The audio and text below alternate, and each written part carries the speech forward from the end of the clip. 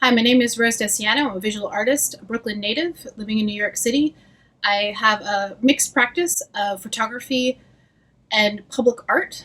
In recent years, my public art has really taken the forefront, and I'm excited to share with you some projects that I've worked on and explain to you a little bit how I got here from a traditional photographic background. I started at NYU Tisch School of the Arts, and I studied photography there kind of in the moment in which digital photography was becoming possible and affordable to students and to artists. And that's exactly what happened to me. I became fascinated with the alternative processes, the alternative options for output printing, oversized, onto plastic, onto glass, all the options that were suddenly available that were really limiting when we were dealing with darkroom photography. So from that, and through 4 years of college and then 4 years of graduate school, I kind of accidentally became a sculptor. What I mean by that is I became really interested in making the two-dimensional photograph three-dimensional and taking it off the wall and making it an object and having people experience photographs as a body relationship as opposed to just a visual recording. And digital manipulation and digital outputs like the ones I mentioned made that possible. So over time, my photographs became sculptures, they became wall hangings, they became different three-dimensional forms. And from there, I realized that I wasn't as interested in exhibiting in galleries as I was in having people that weren't necessarily artists see my artwork. And what I mean by that is I'm an educator. I'm a professor at Kutztown University. And I really enjoy discussing art and having people who are not trained to see nor speak about art experience it. And I enjoy seeing their interpretations and their impressions of visual arts. I definitely learn a lot about what perception is. And so much of my practice is about perception, the way we see things, what we believe we see, why we tend to be attracted to certain things and not other things. So the kind of accidental logical conclusion became public art. I was able to make my artwork, turn my photographs into three-dimensional objects like sculptures, and then I was able to install them in public spaces where people would come across them not necessarily because they had planned a trip to a museum or to a gallery, but because they were going about their day. And I think that is the moment I got really excited about the public art practice, is seeing that art can be something that happens while the rest of your life is happening, was really exciting for me. So I want to show you some of the work that I've been doing in the past. I'm going to show you some of the photographs that I've worked on. I'm going to show you some of the gallery-based wall objects or wall photographs that I worked on. And then I'm going to talk about how in recent years my work has become, I would say, pretty politicized. I'm really interested in the dialogue happening about monuments. Again, as a native New Yorker, I grew up with a lot of really both visually striking monuments, such as the Roosevelt statue in front of the Museum of Natural History. I remember that very vividly from my childhood. And as I became older, I became more aware of how problematizing it is. And I became aware of how so many of the monuments throughout cities, both in America and Europe, really celebrate something that rather than holding up, we should really be saying this was not okay, this is not right. As I get into showing you some of my more recent projects, I just want to kind of talk about the overarching themes throughout my work. One of them, as I said, is kind of the engagement of the general public with art. But I'm really interested in how people respond to forms, how shapes like the obelisk, which is something you'll see happen throughout my work, the body relationship to these forms in the public space. I'm interested in photo history. Photo history is really how I learned about the world. And what I'm interested about is how photo history is both a truth teller and a myth maker. It's heavily edited. It's sometimes not informative in the way that it actually happened. There's a long history of people believing photographs and also a long history of people mistrusting photographs. If you go back far enough, there are people that believed taking a photograph if you stole your soul. So I think the history of photography as it plays out in quote-unquote pop culture is really an integral part of my work. I'm interested in the ramifications of photo manipulation, and that could be photo manipulation in the sense that you're using Photoshop to make something look different than it actually was, or it could mean photo manipulation by putting a juxtaposition of two photographs together to create a completely different meaning. And then finally, I'm really interested, as I said, in the role of monuments right now. And so both my actual photographs and my objects engage with monuments. And I think the monument dialogue is 100% linked together with, again, my interest of history. So here's some of my work, and I hope you really enjoy it. I'm going to start out by showing you my last traditional photographic series. And what I mean by traditional is I made prints, I framed them, and I hung them on the walls. It was a series called Men and Boys of War. I started in 2013. And what I was doing is I was photographing something called war reenactments, which is essentially where people were to dress up in historically, semi-historically accurate costumes and outfits, and they would have weapons and vehicles. You can see a motorcycle here in this image, and they would recreate what they believe to be what World War II or Vietnam looked like. And I'm really interested in this series as a starting point to my monuments works because it's still dealing with a really interesting issue. What historical events do we choose to celebrate? To reenact something is to make it of value, to bring it back into contemporary culture, just like a monument would be, right? If you build a monument representing something of the past, you're bringing it into contemporary culture. And so reenactments were perfect kind of exchange between history, myth-making, collective consciousness, how a group of people perceive something, either accurately or inaccurately. And so what you're seeing is a bunch of young kids dressing up. And again, photo history plays into this. They're dressing up and they're mimicking things that they've seen in photographs from the 1940s. They're a little bit wonky. They're a little bit off, both the way they're standing and obviously the fact that they're children and not adults. And it's a really interesting exchange between history and contemporary culture, between the way society values certain aspects of history while it doesn't value other parts of it, and also why it might glorify something that maybe doesn't deserve to be glorified. These are 3 boys in a foxhole at a Vietnam reenactment. Again, these are predominantly photographed in Pennsylvania and Ohio. These are not actual soldiers. And then I moved into kind of the collision of truth and false history. So on the left-hand side, you're seeing a photograph of an actual veteran from World War II who served in the military, who fought in the war in Europe. And on the right-hand side, you're seeing a group of men dressed up like Nazi soldiers, loading a cannon and firing it in Lake Erie, Ohio. And so the right-hand side is obviously a recreation. There's all sorts of falseness. And I was mesmerized by the fact that someone like the actual veteran who experienced the real situation, the real war, would want to visit and watch the spectacle of the recreation. So that's what the second half of the series is. So you're looking at veterans on the left-hand side, attending and watching the reenactments of the wars they actually fought in on the right-hand side.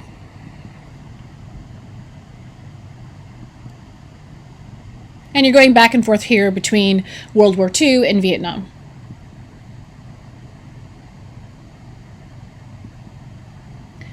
That is the last photographic series I did. After that, I started a project that is, again, completely photo-based, still hanging on the wall, but the photograph was becoming more of an object. And you're looking at a series called War Tapestries.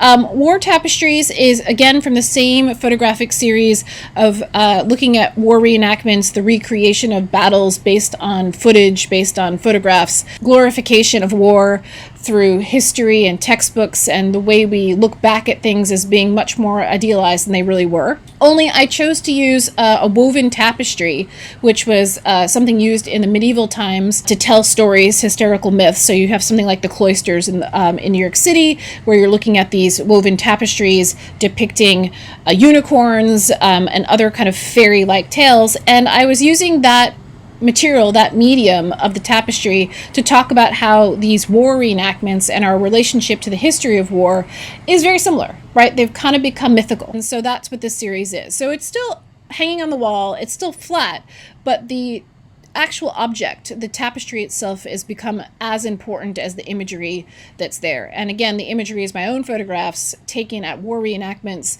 and then using Photoshop to kind of build out these compositions that were close to what I thought war photography looked like. So again, I'm someone who's experiencing war photography through textbooks, through prints, and so I was bringing in my own personal experience of learning about history through photographs to this series.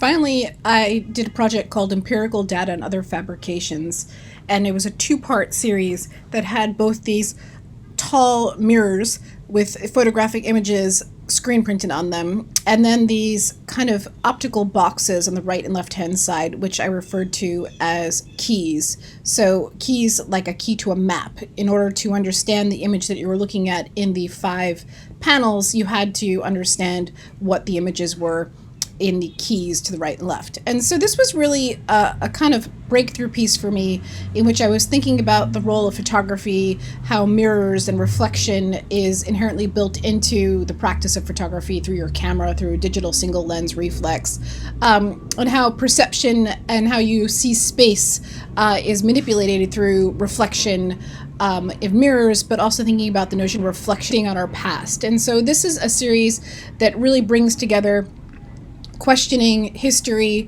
through photographic history and through our knowledge of history, and then also brings into a questioning of perception, of our visual perception, of the way we see optics. And so they're kind of married together, and I'm using these optical illusions to question the way we perceive history. What you're looking at is a series of images taken in Allentown, Pennsylvania, a city that was at the boom of the Industrial Revolution and then slowly had a major decline into contemporary times, where it has a high rate of poverty. There is a kind of rebirth happening at the moment, but there's an incredible struggle. Also, what you're looking at is a piece of American history. Allentown is definitely Civil War embedded. And then you're looking at contemporary Allentown, which actually has a very high Latino population. And so that collision of the way we view this area as being very white, very quote unquote perfectly idealized American, and then the actuality of it is that it's not that way at all anymore, and that conflict between history and contemporary culture happening in the everyday. And so the images that I'm showing you are basically on the right hand side are some of the buildings that are both historical, and then some of the buildings that are crumbling because of lack of attention and lack of wealth. And then you start to see monuments happening in my photographs. So on the left hand side you see a monument to a Civil War soldier. You also see this horse, which is a figure that's often used in war as to show strength and power. So you start to see the role of the monument coming into play before I'm even thinking about monuments in outdoor spaces in my own artwork. I'm thinking about monuments as objects to photograph, but not as objects to make. I would say this is my first large-scale public art piece. It's called Island of Empirical Data and Other Fabrications, so it holds the same title as the work in Allentown. And I did something very similar. I went back to the history, not of Allentown, but this time we're in Randall's Island in New York City. I went to the history of Randall's Island, and I started to look for photographs that represented hundreds of years of happenings on this island. And so, again, it was part of the Civil War, so you see the redcoat, the British redcoat on the right-hand side, mounted on a horse. That's my own photograph from a war reenactment. And you see in these panels here representations of the bridges being built throughout the 40s. You have the American bald eagle on the right-hand side, again making a reference to the American culture. You have Native Americans, which were on Randall's Island and a part of Randall's Island, displaced as the Dutch moved in. And so you're seeing the cows as part of the early colonialist farming. Dutch did a lot of animal trade, so there's sheep and there's cows there, and they displaced the Native Americans. So you're seeing all the history play while simultaneously watching the landscape reflected back into the work. So you're seeing the actual landscape of contemporary Randall's Island and the history happening in the same moment. And I was really, really excited about that. The fact that I could make history come to life in the moment while also making people that are visiting the artwork and visiting the space part of that history through their own reflection. So here you see a viewer reflected into the work, and then on the right hand side you're seeing a redcoat. And so this idea that the contemporary visitor can be reflected into the history of the landscape was really exciting for me. And then, of course, people were experiencing it as a selfie maker, right? That they were seeing themselves as part of this history. They were photographing themselves inside the work. They were posting the work to social media, and it became an interactive piece.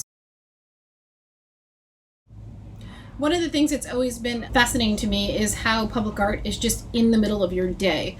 I remember vividly when I was 10, 12 years old taking the train with my parents in the city, and I think the first exposure that I was really conscious of was Tom Otterness. He had a couple pieces installed in the L train line, in the East Village, and there were these little bronze sculptures of these little characters either playing with money or alligators or various things. And when I was 10, I really didn't think much of them other than the fact that they were super cute, and they kind of appeared in this space that was otherwise a municipal space. It was a public transit space. And then as I got older, I realized that Time Modernist was having a little bit of a dialogue, right? He had these little characters that were either dragging money, there was definitely police officers represented, of the homeless was represented.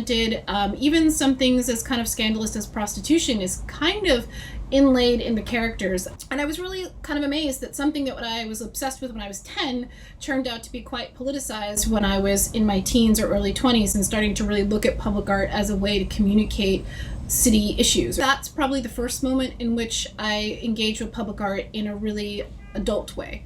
And then it took me probably another 2 decades to come back to public art. And as you can kind of see throughout my practice, I was really interested in galleries and museums, and I was interested in hanging things on walls. And then ultimately, I kind of lost interest in that. And part of that, I think, came from my teaching. I got really excited about teaching and having students that were not necessarily as formally trained in the visual arts responding and having conversations about art. And that's when I realized if I could make my art still keep some of the political undertones that I was always interested in, but have it shared with people that weren't necessarily trained to read for those political undertones, that would be a really exciting career. And that's where I've been fortunate enough to kind of land. I was fortunate enough to win Uniqlo's Park Expressions Award, and I was invited to install a piece in Rufus King Park in Jamaica, Queens. This was a really exciting opportunity for me because Rufus King Park is a rather lesser known historical landmark in the United States, in the tri-state area. It has an incredibly rich history. Rufus King himself was involved in a lot of politics in the development of our nation. You had redcoats and you had the Dutch in that area of Long Island, which is now Queens. You had all sorts of parts that really built America going on. And then in contemporary Jamaica, Queens, you have one of the most diverse populations in the United States living in one neighborhood. And so it was really a wonderful moment to be able to bring together the history of a landscape and to highlight the contemporary cultures and peoples of an area into one piece. And so this time I was much more interested in not only the historical photographs used in the imagery, but also its marriage to the sculptural form. And so what you're looking at here is an obelisk. An obelisk, as you may know, comes from African origin, and then it was co-opted or stolen by the European cultures and used as basically either war monuments or declarations to quote-unquote great men. And then later the United States has grown to use the obelisk in cemeteries and graveyards. And so the obelisk itself has a very contentious representation. You know, it really does in its shape and form exactly what the archival photographs underneath the obelisk on the plinths are doing. And it's talking about how different cultures come before, who's given credit for what they've achieved, who's kind of removed from the histories, who's not spoken about. And so that was a really great opportunity to be able to kind of marry the form and the photographic information together. And I've continued to use the obelisk in the Absent Monument series, and you'll see in a couple of different installations throughout the tri-state area, and then most recently in a virtual exhibition that I did during COVID. When I wasn't able to build something physical, I was able to create these virtual monuments, and I used the obelisk again there. I'm just going to go through a couple of these plinths, these photographic bases, and talk about them. At the bottom of each one of the plinths, there's 4 sides, and in the 4 sides, you have a collection of archival photographs that come from either the New York Public Library, the Queens Public Library, or my own photographic collection. And they're really talking about what's happening in that area. So right now you're seeing the reflection of one obelisk in the other obelisk. So you're starting to see these kind of optical illusions through mirroring happening. But you're also seeing that in the reflected obelisk, there's a horse that's a red coat from a reenactment that I photographed in the Greenwood Cemetery in Brooklyn. And then underneath that, you'll see an image of an old single-room schoolhouse, which is actually one of the first schoolhouses for African American students in the tri-state area. So there's, again, kind of this use of archival imagery to mark the landscape.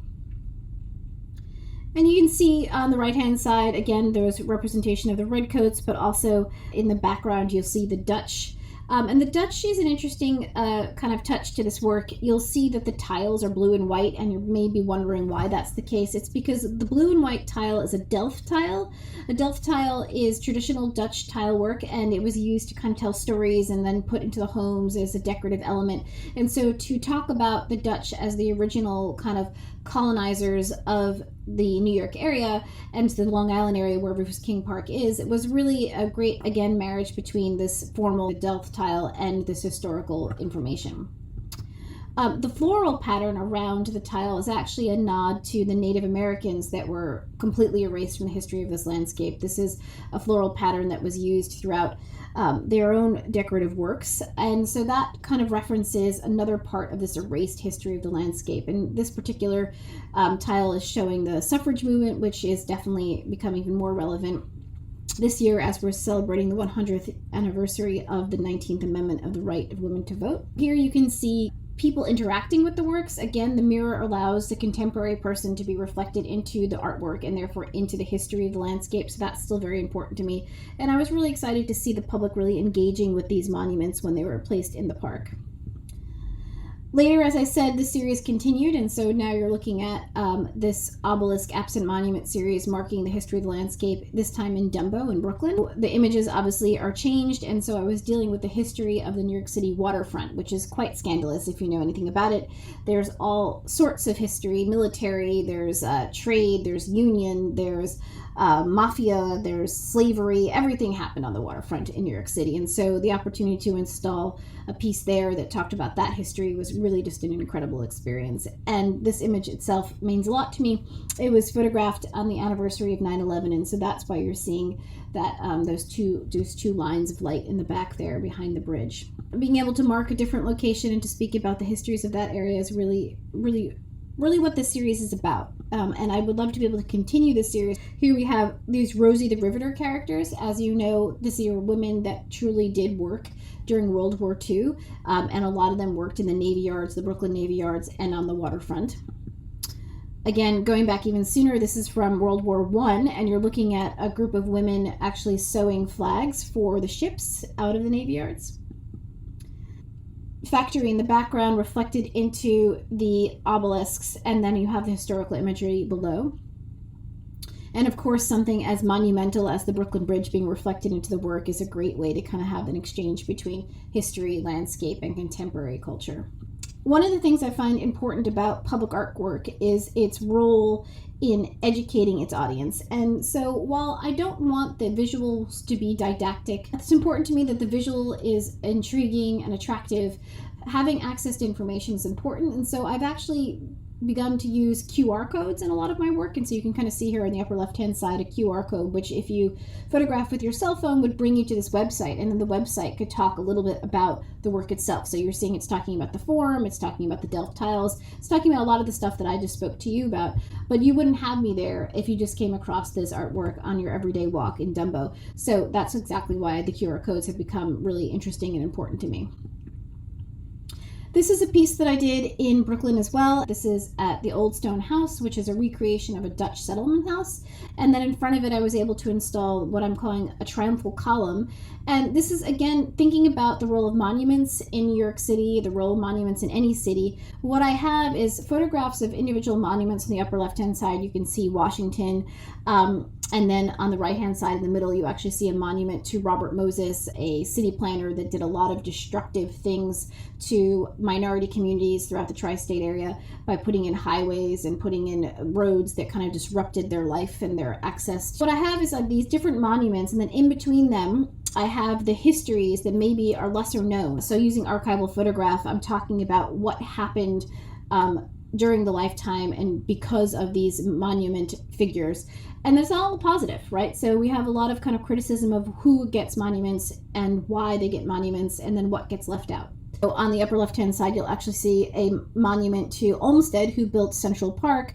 And then on the left-hand side, you're seeing imagery from Cienega Village, which is an African-American neighborhood that was destroyed and leveled to make Central Park, which is something that's not often talked about, but really should be.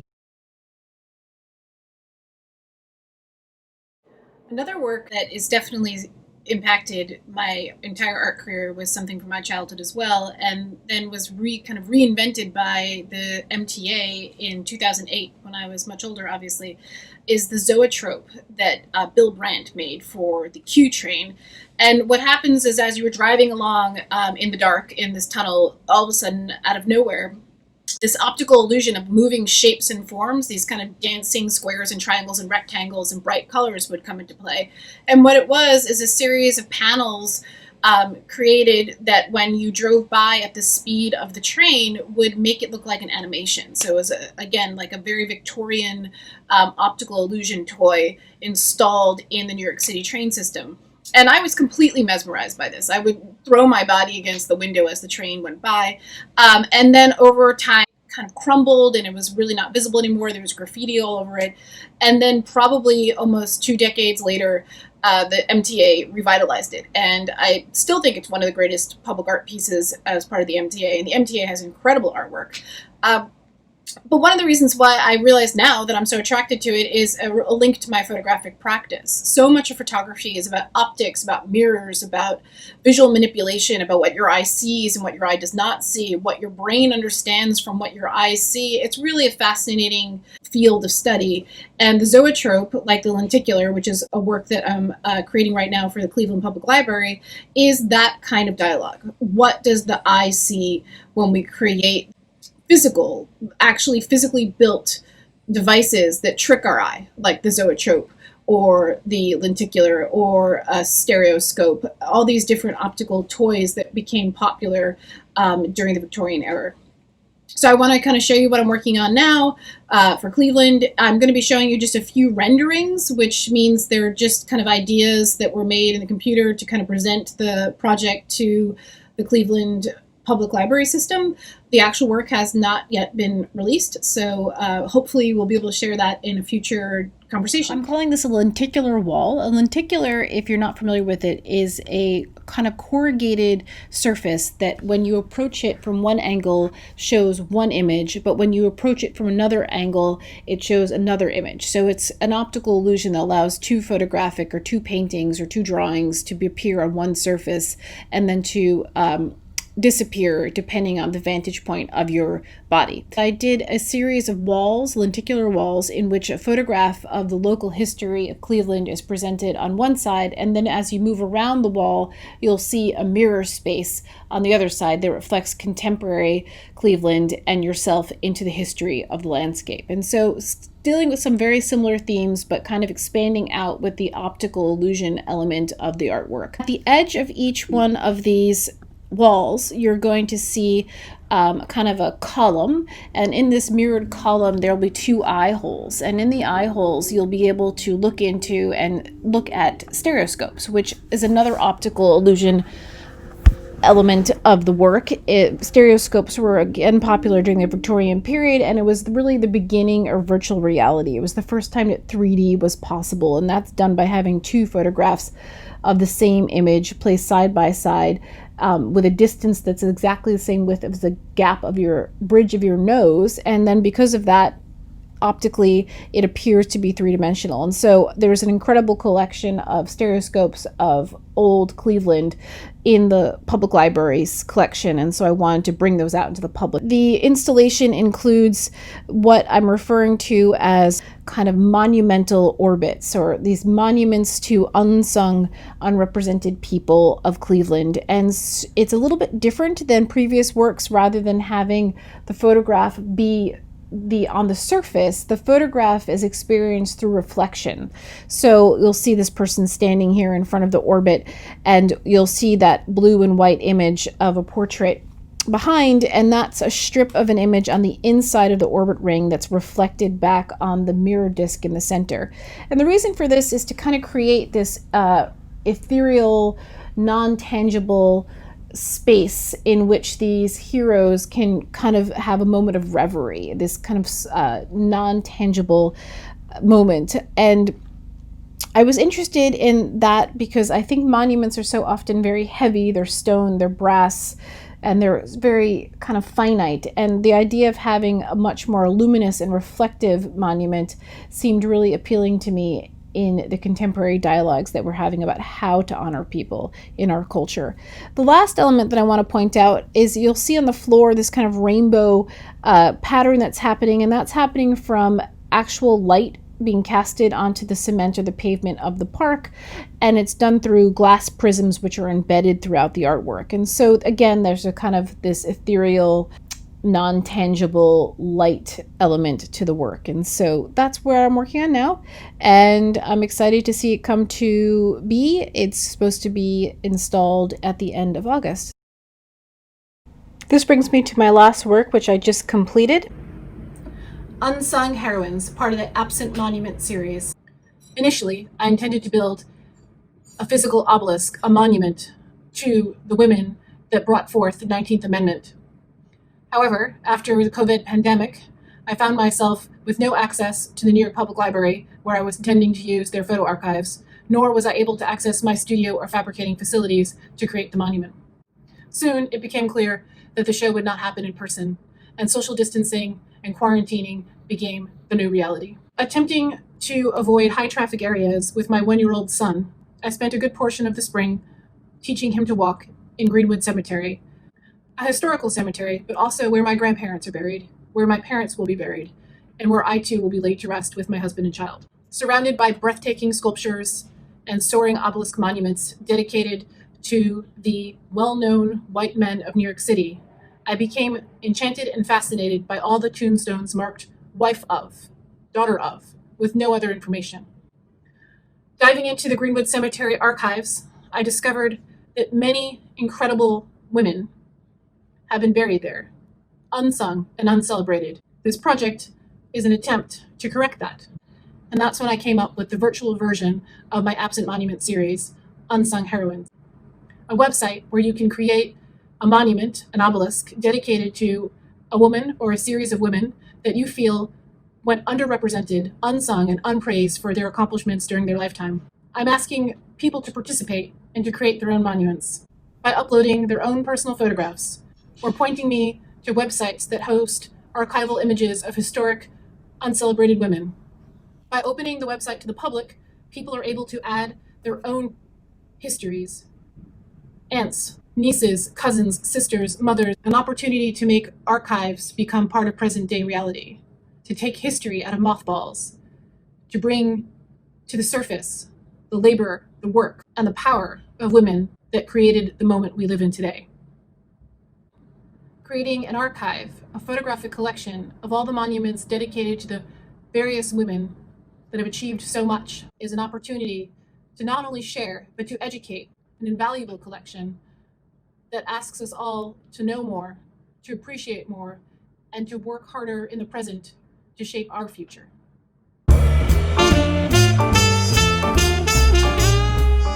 Thank you so much for letting me spend time with you today and share my artwork with you. It was a lot of fun. I hope you enjoyed it. If you're in New York City, please come out and see one of my public works. I'd be happy to talk about it further on Open House Day. And reach out to me through Instagram or email if you have any questions. Thanks again. Bye.